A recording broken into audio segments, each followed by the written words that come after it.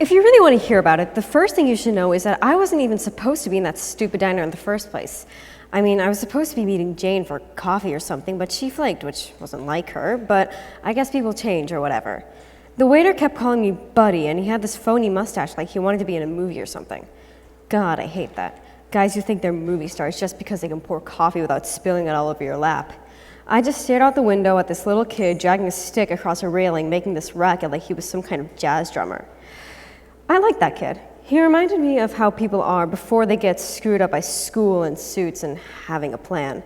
Anyway, I sat there for a while, not doing much of anything, just thinking about how phony everything gets when you're not paying attention. One day you're reading comic books, and the next you're supposed to know what the hell a mortgage is. It kills me. It really does. That was an excerpt from The Catcher in the Rye by J.D. Salinger. And now, just out of curiosity, show of hands, how many of you would say that was pretty good writing? Great. And now, again, show of hands, how many of you would be surprised if I said I lied to you? That wasn't an excerpt from The Catcher in the Rye. That was something I asked ChatGPT to generate just 30 minutes before I walked up on the stage. And how many of you are scared by that? Artificial intelligence is something that all of us are probably intimately familiar with at this point. As a senior in high school, I can definitely say that I am very familiar with it. But it's important to note that artificial intelligence and computer-generated literature isn't something that's really new to writing. In fact, the first book that could be considered computer-generated literature was published in Quebec in 1964. Artists have been working heavily with computer generation since about the 80s to write. In fact, one of these writers, Alison Parrish, states that she's mostly interested in breaking things, and computation just happens to be a really useful tool in doing that. But it's important to note that the kind of artificial intelligence-generated books we're seeing today aren't really the same thing as what Parrish does. And a quick look in the seedier sections of the Amazon Books storefront will show you that. Books by Anyone is a company that creates gag gifts, which are novels generated entirely by artificial intelligence. And by January of this year, they've sold about 150,000 copies. Now, Books by Anyone only allows the orderer to order these books, but that's not the case for every single book that's been generated by AI. Just a few years ago, there was a controversy over artificially generated mushroom foraging books that offered, in some cases, lethal advice. And this begs the question, is artificial intelligence actually any good at writing? You might be surprised when I tell you that it really isn't. At first, the research seems to support the fact that AI is pretty good at writing. A study at Yale showed that when asked to differentiate between a real being human written and an artificially generated essay, people only got it right about 50% of the time. Doesn't look good for humanity, but researchers began to notice patterns. According to Dr. Lee Schramm, one of the researchers, the AI essays are very predictable and consistent internally in terms of their sentence structure, the kinds of words they use, the tone that they adopt. And these discrepancies only become even more prevalent when it comes to writing in creative fields. A similar experiment was performed with 8th grader Sierra Elman, except with poetry.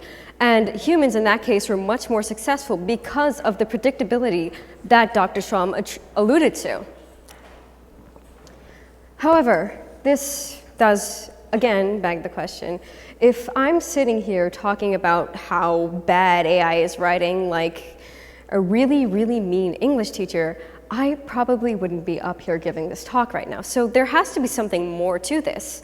I mean, how many of you remember the excerpt that I read out for you at the beginning of this talk? It's more than I expected because, to be honest, I don't really remember that. So you're doing better than I am, I have to say that. But it does make us question, if artificial intelligence isn't writing good literature, then what even is good literature? You probably aren't surprised to hear that there's no one good answer to that. But I want you to just engage in a little thought experiment with me. Close your eyes for a second, if you will. Think about what your favorite book is. And think about why that's your favorite book. What is it about the characters, the plot, the themes? What is it that drew you to that book in particular? That's the exact same thing that I did when I first sat down to write this talk. And I came across the discovery that what made literature so special for me, what made my favorite books, were the fact that they challenged my perspectives. Those books, the characters within those books, the actions they took, they influenced how I thought about morality. They challenged some of my beliefs, they reinforced others. They made me think about the kind of person that I was and the society that I participated in. And it's not just me. My very gracious English teacher, Miss Massey, who was kind enough to allow me to interview her for this talk, stated that we study literature because it's a window into our society and what makes people human. It lets us imagine what the world could be, for the better or for the worse, and it's the predominant way in which we explore issues that affect individuals in our society. Literature allows us, in a way that very few other art mediums do, to really, really dig deep into what it is that makes us human, what it is about discrimination, about prejudice, but also about love and peace that makes our lives something that we value. What makes life worth living? According to researchers Linda Elder and Richard Paul, reading the written work of others, you enter their minds. In coming to terms with the mind of another, you can better come to discover your own. It is through reading literature that we come to understand what it means to be human, what defines humanity. And if you're someone who's a little bit more cynical, you might be sitting there and thinking, well, what is it about reading other people's original perspectives that's so valuable? If you're a philosopher, you might even try and argue that there is no such thing as an original thought, to which I'd answer that I'm not qualified to even begin to address that. However, there is something worth mentioning in that. What makes something original, and why isn't artificial intelligence something that just absorbs information and copies it, something that doesn't sit here and think like you and I do, something that doesn't feel like you and I do? What's different between just taking inspiration and what ChatGPT is doing? And there are a number of derivative works that I could cite to prove my point. For example, Grendel by John Gardner, Sandra Newman's Julia. But if you wanted to hear something written by an expert, you probably wouldn't be sitting here and listening to a 17-year-old talk. So I began thinking, what is the one thing that you'd expect a 17-year-old girl to be an expert in?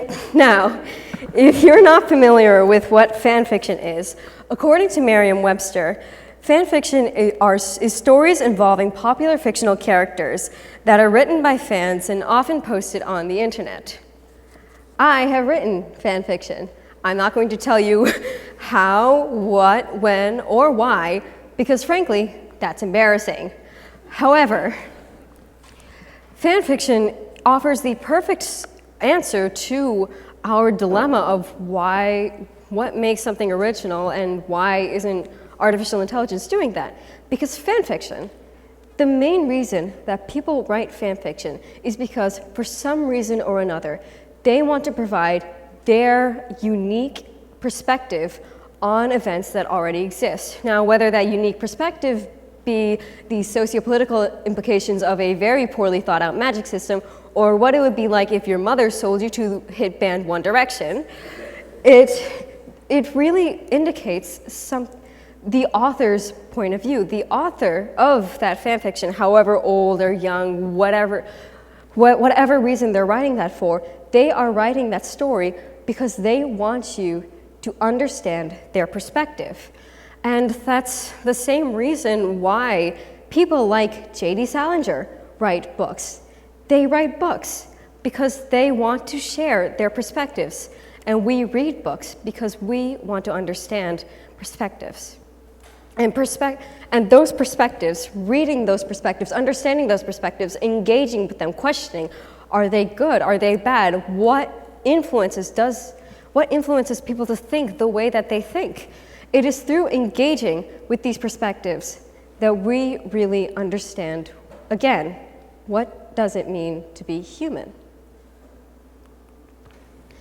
You may not be convinced by any of this, and you wouldn't necessarily be wrong, because regardless of how much I wax poetic about the joys of the human perspectives, that doesn't change the fact that ChatGPT can generate, let's say, 100,000 words in about 3 minutes.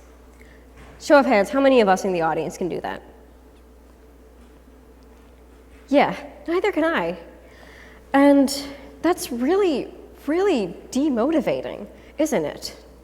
To think that you can just plug something in to a machine and it can spit out something that, well, might not have the same intricacies as something that you would write, but generally the same plot. Isn't that kind of strange to think about?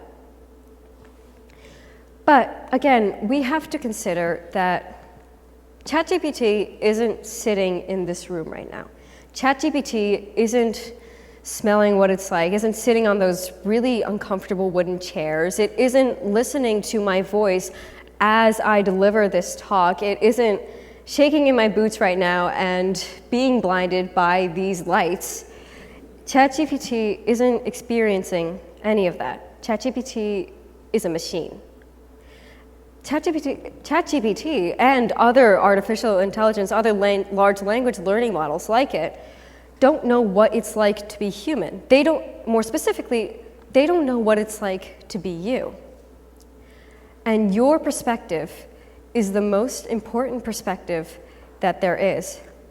Because especially when we think about the kind of world we're in, where it is so easy to just generate something at the blink of an eye and to pass it off as real, doesn't that make it even more important to share what it's like to be human? When it's so easy to learn about what it's like to be a machine, doesn't that just make our experiences even more important in comparison?